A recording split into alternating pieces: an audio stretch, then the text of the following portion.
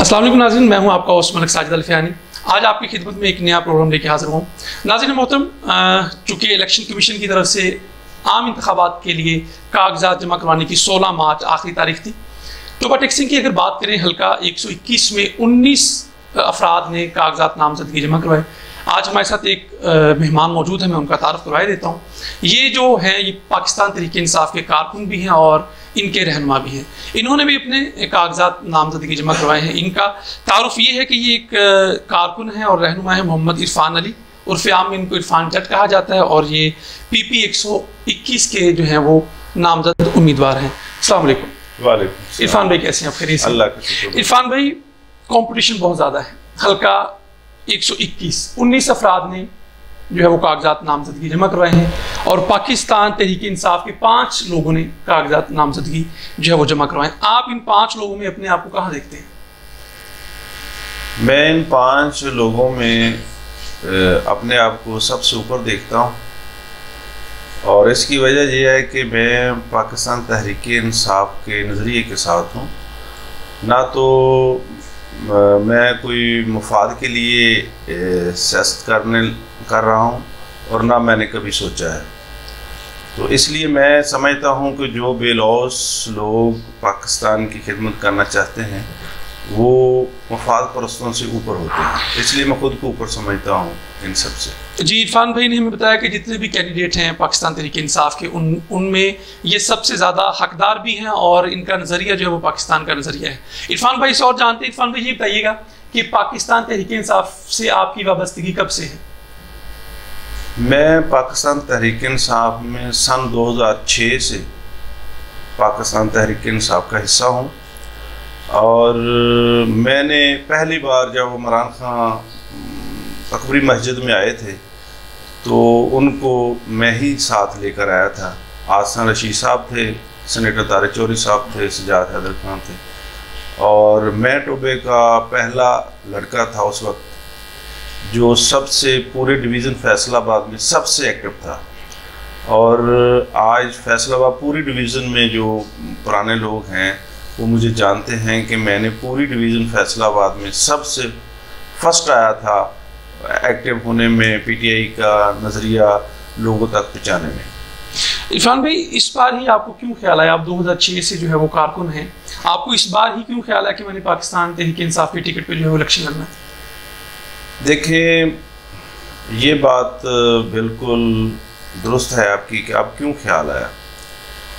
मैं सन 2006 से लेकर आज तक PTI के लिए पूरे पाकिस्तान में मैं गया हूँ। हर जलसा मैंने अटेंड किया, हर जगह हर इवेंट पे मैं शाना बशाना मैं खड़ा रहा हूँ।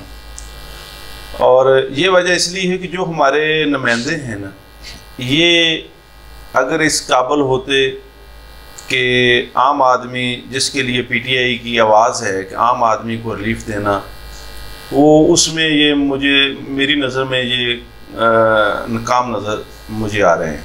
इसलिए मैंने सोचा कि हमने जो 20 साल से हम इसमें जदोजहद कर रहे हैं, अपनी वक्त दे रहे हैं, अपना पैसा लगा रहे हैं, और हम क्यों ना, अगर हमारा नज़रिए पे हम पूरे नहीं उतरते ये लोग, तो क्यों ना हम खुद आगे आएँ। इसलिए मैंने सोचा कि मैं इस दफ़ा इलेक्शन लड़ूँगा इंशाल्लाह। जी नाज़रीन, जैसे कि इरफान साहब ने हमें बताया कि ये मुकामी जो हमारी क़यादत थी उनसे, पाकिस्तान तहरीक इंसाफ की जो मुकामी क़यादत थी उनसे ये नाला है, और इन्होंने जब देखा है कि वो अवाम की खिदमत करने में नाकाम है तो इन्होंने खुद सोचा है कि ये अवाम की खिदमत करें और इलेक्शन लड़ने का इन्होंने फैसला किया। मज़ीद जानते हैं इरफान भाई, ये बताइए कि आपके जो मेजर टास्क हैं आपके जहन में क्या है कि अगर आपको टिकट मिल जाता है और अगर आप कामयाब हो जाते हैं तो आप कौन से काम ऐसे करेंगे अवाम के लिए? मैं अवाम के लिए वही करूँगा जो हमारा लीडर ने आज तक अवाम के लिए किया है। जो उसका नज़रिया है उसी नज़रिए को लेकर आगे चलेंगे, और उसने भी आज तक पाकिस्तानी अवाम के लिए सोचा है, इनकी बेहतरी के लिए। और मैं भी इस अपने हल्के के अवाम के लिए बेहतरी, जो इनके लिए बेहतर होगा, इनको थाने कचहरी के चक्कर नहीं लगवाऊँगा। इनको ऐसा नहीं होगा कि पहले ये किसी नुमाइंदे के डेरे पे आएँ या मेरे पास आएँ।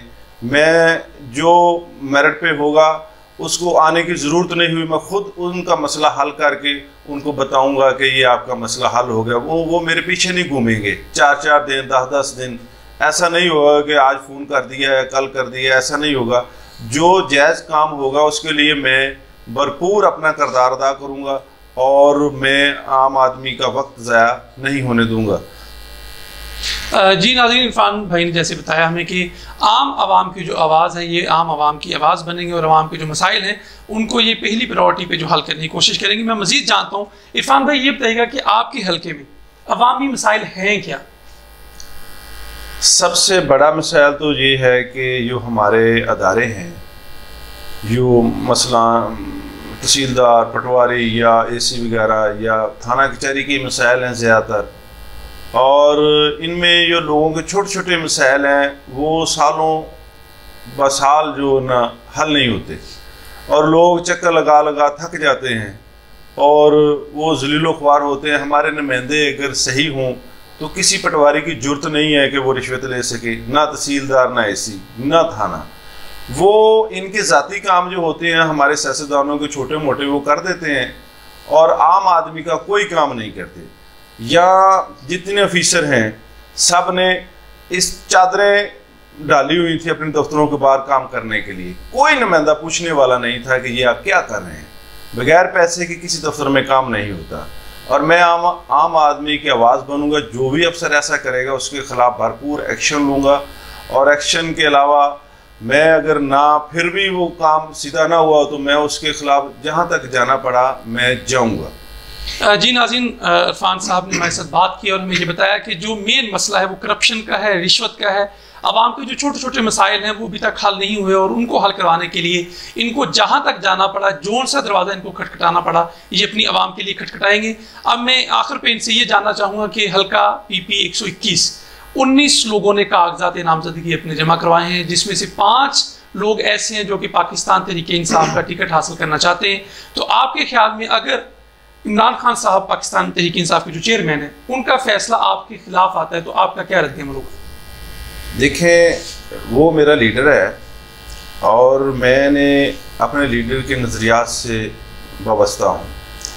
जो वो फैसला करेगा मैं उससे बिल्कुल तस्लीम करूँगा और बिल्कुल कोई बात नहीं कि जिसे वो टिकट देगा मैं उसकी भरपूर सपोर्ट करूँगा और अपने लीडर के फैसले को तक़वियत दूँगा और उसे बिल्कुल तस्लीम करूँगा। जी नाज़रीन, इरफान भाई ने भी बताया कि पाकिस्तान तहरीक इंसाफ के जो चेयरमैन हैं वो जो भी फैसला करेंगे उस फैसले को ये जो है वो मनो-अन तस्लीम करेंगे और बल्कि ना कि सिर्फ तस्लीम करेंगे बल्कि दूसरे जो सिलेक्ट हुए होंगे फरीक हमारे उनकी ये सपोर्ट भी करेंगे। इरफान भाई से आखिर पे ये जानने की कोशिश करते हैं, ये जो ज़मान पारक में आजकल चल रहा है, आपके ख्याल में क्या पाकिस्तान तहरीक इंसाफ के जो चेयरमैन हैं उनको गिरफ्तारी नहीं दे देनी चाहिए? गिरफ्तारी का कोई प्रॉब्लम नहीं है, वो पहले भी गिरफ्तार रहे हैं। जब अदलिया की आज़ादी की तहरीक चली थी वो गिरफ्तार रहे हैं और मैं वो वाहद नौजवान पाकिस्तान का था जिसने चीफ जस्टिस पाकिस्तान के घर पे झंडा लहराया था और मैंने सबसे एक्टिव रहा उस तहरीक में। वो मेरे लीडर ने कहा था इसलिए मैंने भरपूर हिस्सा डाला था खुद भी। लेकिन दरिंदों को बिना कसूर के गिरफ्तारी देना कोई अच्छा काम नहीं है। अगर कोई हमारे अदारे मेरिट पे चलें तो गिरफ्तारी देना कोई मसला नहीं है। हमारे अदारे सिर्फ और सिर्फ इस वक्त वकालत कर रहे हैं चोरों डकैतों की और जो सियासी हमारे मुखालफ हैं वो एक दरिंदा नुमा लोग हैं। हम नहीं चाहते कि हमारा लीडर जो इतना कीमती है उसको ये नुकसान पहुँचाएँ। हाँ, हमारे अदारे अगर ठीक मेरिट पे काम करें तो गिरफ्तारी देना कोई मसला नहीं है। वो पहले भी गिरफ्तार हो चुके हैं, कोई प्रॉब्लम नहीं है। जी नाज़रीन, ये थे जनाब मोहम्मद इरफान अली जो कि उम्मीदवार हैं सूबाई असम्बली हल्का PP 121 के। जैसा कि पहले अपनी गुफ्तगू में मैं बता चुका हूँ कि हल्का PP 121 इंतहाई अहम जो है वो हल्का है टोपा टेक्सिंग का, जिसमें 19 लोगों ने कागजात नामजदगी जमा करवाए और ख़ास तौर पे पाकिस्तान तहरीक इंसाफ से 5 लोगों ने जो है वो कागजात नामजदगी जमा करवाए। अब देखना ये है कि चेयरमैन पाकिस्तान तहरीक इंसाफ किस जो है वो अपने कारकुन को, किस रहनुमा को जो टिकट देता है और कौन रहनुमा है जो वो आके अपनी आवाम की खिदमत करेगा। इरफान भाई ने हमें बता दिया है कि जो भी फैसला पाकिस्तान तहरीक इंसाफ के चेयरमैन का होगा वही फैसला इनका होगा और ये उनकी पूरी हमायत करेंगे। अपने मेज़बान मलिक साजिद अल फैनी को इजाज़त दीजिए। पाकिस्तान जिंदाबाद।